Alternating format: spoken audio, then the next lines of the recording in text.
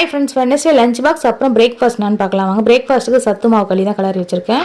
இன்றைக்கி லஞ்சுக்கு வந்து பார்த்திங்கன்னா ரசம், கேரட் பொரியல், அதுதான் வந்து இன்றைக்கி சிம்பிளாக பண்ணியாச்சு. சாதம் பேக் பண்ணிக்கலாம். ரசம் வந்து சிம்பிளாக எப்படி பண்ணுறதுன்னு நான் இதிலே ஸ்டார்ட் பண்ணியிருக்கேன். கண்டிப்பாக லாஸ்ட் வரைக்கும் பாருங்கள். அப்புறம் கேரட் வந்து பார்த்திங்கன்னா நல்லா காரசாரமாக வந்து ரசத்துக்கு ஏற்ற மாதிரி பொரியல் பண்ணியிருக்கேன். அப்புறம் கொஞ்சமாக வத்தலும் வறுத்து வச்சுருக்கேன். என் பையனுக்கு ஸ்நாக்ஸுக்கு கடலை பருப்பி, அதுக்கப்புறம் கொஞ்சமாக வந்து முறுக்கு மாதிரி ஒன்று இருக்கும், ஸோ அது டேஸ்ட்டாக இருக்கும், அதையும் வச்சுருக்கேன். இப்போ நம்ம ரசம் எப்படி வைக்கிறது பார்க்கலாங்க. 4 பல் பூண்டு, கொஞ்சமாக மிளகு, சீரகம், கொஞ்சமாக கொத்தமல்லி, கருவேப்பிலை, உப்பு, அதுக்கப்புறம் ஒரு காஞ்ச மிளகாய், ஒரு தக்காளி, இது எல்லாமே சேர்த்து நல்லா குறைன்னு அரைச்சிக்கிறேன். ஒரு லெமன் சைஸ் அளவுக்கு புளி எடுத்து நல்லா தண்ணியாக கரைச்சி வச்சுருக்கேன். அதில் கொஞ்சமாக உப்பு, மஞ்சள் தூள், கொத்தமல்லி, கருவேப்பிலை எல்லாமே போட்டுட்டு நம்ம அரைச்ச விழுதையும் சேர்த்து நல்லா உங்களுக்கு எவ்வளோ புளிப்பு தேவையோ அதுக்கேற்ற மாதிரி நீங்கள் தண்ணியாக டைல்யூட் பண்ணிக்கோங்க.